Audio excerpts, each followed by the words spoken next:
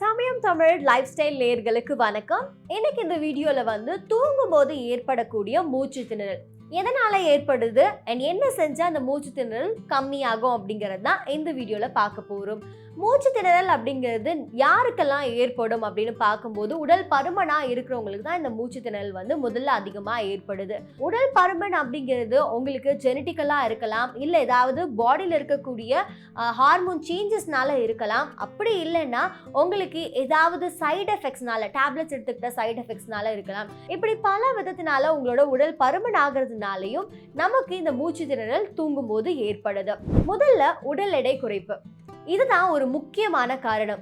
உங்களோட உடல் எடை எப்படி இருந்தாலும், அது ஹார்மோன் சேஞ்சஸாவோ ஜெனட்டிக்கலாவோ இல்லை எந்த ஒரு பிரச்சனைனால இருந்தாலும் நீங்கள் அதை குறைக்கிறதுக்கு பயங்கரமாக ட்ரை பண்ணும். உங்களோட உடல் பருமனாக காரணமாக இருக்கக்கூடிய உணவுகளை நீங்கள் குறைச்சிட்டு வரணும். அதே சமயம் ஆயில் ஐட்டம்ஸ் அதிகமாக சாப்பிட்டா கூட நைட்டில் இந்த குரட்டை வர்றது அதிகரிக்கும், மூச்சு திணறல் ஏற்படுறதுக்கான வாய்ப்புகளும் இருக்குது.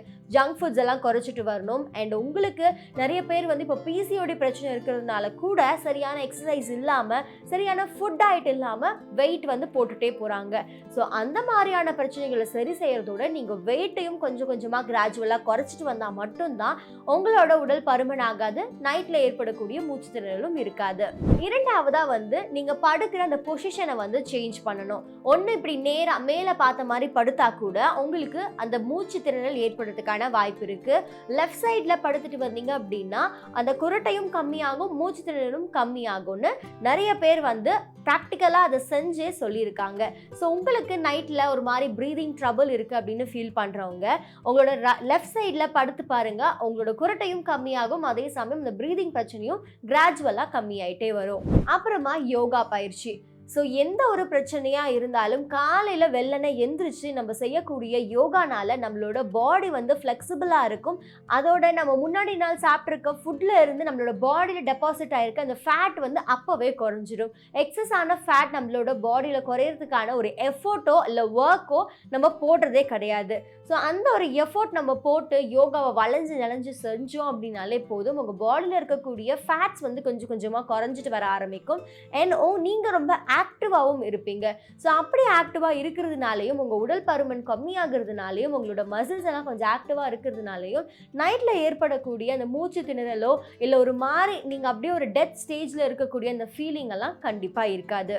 ஸோ நம்ம எப்படி தூங்குற பொசிஷனை சேஞ்ச் பண்ணுறோமோ அதே மாதிரி பில்லோவையும் நீங்கள் சேஞ்ச் பண்ணணும். ரொம்ப நீங்கள் இப்படி படுக்கிறீங்க அப்படின்னா ரொம்ப கீழவும் உங்களோட தலை இருக்கக்கூடாது. பில்லோவை கீழே வச்சு இப்படியும் படுக்கக்கூடாது, அதே சமயம் நிறைய பில்லோ வச்சுக்கிட்டு இப்படியும் படுக்கக்கூடாது. கரெக்டான பொசிஷனில் உங்களோட தலை இப்படி நீங்கள் திரும்பி படுக்கும் போதும் அண்ட் நீங்கள் மேலே பார்த்த மாதிரி படுக்கும் போதும் உங்களோட பாடி பொசிஷன் இப்படி தான் இருக்கணும். இப்படி எந்த பில்லோ இருக்கோ அதை வச்சு யூஸ் பண்ணிங்கனாலே போதும், உங்களோட மூச்சு திணறல் கம்மியாகும். அண்ட் அதோட இன்னொரு டிப் என்ன அப்படின்னா, உங்களுக்கு கோல்டாக இருக்குது, நோஸ் பிளாக்கேஜ் இருக்குது அப்படின்ற சமயத்தில் நீ இப்படி படுக்கிறீங்க இல்லையா, அதை கொஞ்சமாக உங்களோட தலையை நீங்கள் மேலே ஏற்றி படுக்கணும். நிறைய பில்லோ வச்சு மேலே படுக்காமல் கொஞ்சமாக நார்மல் பொசிஷன்லேருந்து கொஞ்சம் ஒரு 2 பில்லோவை ஒரு பெட்ஷீட் மாதிரி போட்டுட்டு மேலே படுத்தீங்க அப்படின்னா இப்படி உங்களோட பாடி பொசிஷன் இருக்கிறதுனால, உங்களோட ஹெட் பொசிஷன் இருக்கிறதுனால உங்களுக்கு கோல்டு இருக்கும்போது ஏற்படக்கூடிய அந்த ப்ரீதிங் ட்ரபிள் கம்மியாகும். அப்புறம் நொச்சி தலையும் துளசியும் போட்டு நல்லா தண்ணியில் கொதிக்க வச்சுட்டு அதை ஆவியாக பிடிச்சிட்டு வந்தீங்க அப்படின்னா கூட உங்களோட சுவாச குழாயில் இருக்கக்கூடிய அடைப்புகள் எல்லாம் சரியாகி ஈஸியாகவே நீங்கள் ப்ரீத் பண்ணலாம்.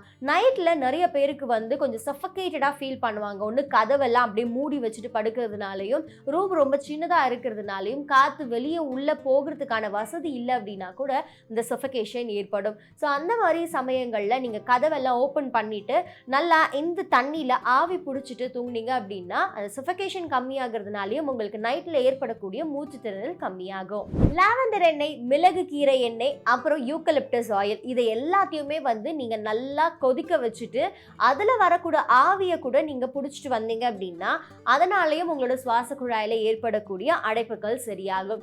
அதே சமயம் நம்மளுக்கு கோல்டு இருக்குது, சுவாச குழாய் பிரச்சனை அப்படின்னாலே நம்மளுக்கு தொண்டை வலியும் இருக்கும், தொண்டை பிரச்சனையும் இருக்கும். அப்படிப்பட்ட தொண்டை பிரச்சனையும் சரி பண்ணக்கூடியது தான் இந்த ஆவி பிடிக்கிற முறைகள். அதே சமயம் அந்த தொண்டை பிரச்சனையை எப்படி சரி செய்யணும் அப்படிங்கிறத பார்த்து சரியான முறையில் அதுக்கான தீர்வை நீங்கள் கொண்டு வந்துட்டீங்க அப்படின்னா கூட உங்களோட ப்ரீதிங் ட்ரபிள் அப்படிங்கிறதும் இந்த நைட்டில் ஏற்படக்கூடிய மூச்சு திணறலும் கம்மியாகும். நிறைய பேர் ஃபேஸுக்கு எக்ஸசைசஸ் யோகாலாம் பண்ணுவாங்க. என்னோட ஃபேஸ் ஸ்ட்ரக்சர் இப்படி இருக்கணும், அப்லிஃப்டடாக இருக்கணும் அப்படின்னு நிறைய யோகாஸ்லாம் பண்ணுவாங்க. ஃபேஸ் அப்படின்னா இது மட்டும் கிடையாது, இதோட சேர்ந்தது தான் ஃபேஸ். ஸோ எந்த ஒரு எக்ஸசைஸ் நீங்கள் பண்ணுறீங்க அப்படின்னாலும் அதில் கழுத்தும் இன்வால்வ் ஆகி இருக்கணும். ஸோ கழுத்துக்கான எக்ஸசைஸும் சேர்த்து நீங்கள் ஃபேஸ் யோகாவில் பண்ணிட்டு வரும்போது தான் உங்களுக்கு அந்த ஒரு கம்ப்ளீட்டான லுக் வந்து கிடைக்கும். அதே மாதிரி தான் நீங்கள் உங்களுக்கு கோல்டு இருக்குன்னு சொல்லிட்டு ஒன்று நீங்கள் ஏதாவது குடிச்சிட்டு வர்றதுனாலையும் உங்களோட மூக்கு மேல் தைலம் பூசிட்டு வர்றதுனாலையும் இது சரியாகாது. நம்மளோட தொண்டையில் என்ன பிரச்சனை இருக்குது, எதுக்கு நம்மளுக்கு அடிக்கடி கோல்டு வருது அப்படிங்கிறதையும் அனலைஸ் பண்ணி நீங்கள் அதுக்கான ஒரு மெடிகேஷன் எடுத்தீங்கன்னா உங்களுக்கு நைட்டில் ஏற்படக்கூடிய இந்த சுவாச பிரச்சனை சீராகும். ஃபைனலாக வந்து நிறைய பேருக்கு இந்த ஒரு ரீசன்னால தான் அந்த நைட்டில் மூச்சு திணறல் ஏற்படுது. என்ன ரீசன்? இதை கண்டிப்பாக நீங்கள் கெஸ் பண்ணியிருப்பீங்க அப்படின்னு நினைக்கிறேன். அதிகமான ஆல்கஹால் கன்சப்ஷனும் அண்ட் ஸ்மோக்கிங் பண்ணுறதுனால கூட உங்களுக்கு நைட்டில் வந்து ப்ரீதிங் ட்ரபிள் வரதுக்கான வாய்ப்புகள் நிறையா இருக்குது. ஸோ அந்த மாதிரி நம்மளுக்கு ஸ்மோக்கிங் ஹேபிட்டோ ட்ரிங்கிங் ஹேபிட்டோ இருக்கிறதுனால தொப்பை போட்டுரும். அந்த தொப்பை போடுறதுனால கூட உங்களுக்கு நைட்டில் சுவாச பிரச்சனை ஏற்படும். ஸோ நைட்டில் ஏற்படக்கூடிய, அதாவது தூக்கத்தில் ஏற்படக்கூடிய இந்த சுவாச பிரச்சனை, மூச்சு திணறலுக்கு என்னென்னலாம் காரணம், அதுக்கு சின்னதாக வீட்டிலேயே என்னென்ன பண்ணலாம் அப்படிங்கிறத இந்த வீடியோவில் நீங்கள் பார்த்துட்டீங்க. ஸோ இது எல்லாருக்குமே யூஸ்ஃபுல்லாக இருந்திருக்கும் அப்படின்னு நினைக்கிறேன். ஸோ இன்னும் இந்த மாதிரியான பல வீடியோஸ், இம்பார்ட்டண்ட்டான இன்ஃபர்மேஷன்ஸ் தெரிஞ்சுக்க சமயம் தமிழ் லைஃப் ஸ்டைல் சேனலை சப்ஸ்கிரைப் பண்ணுங்கள்.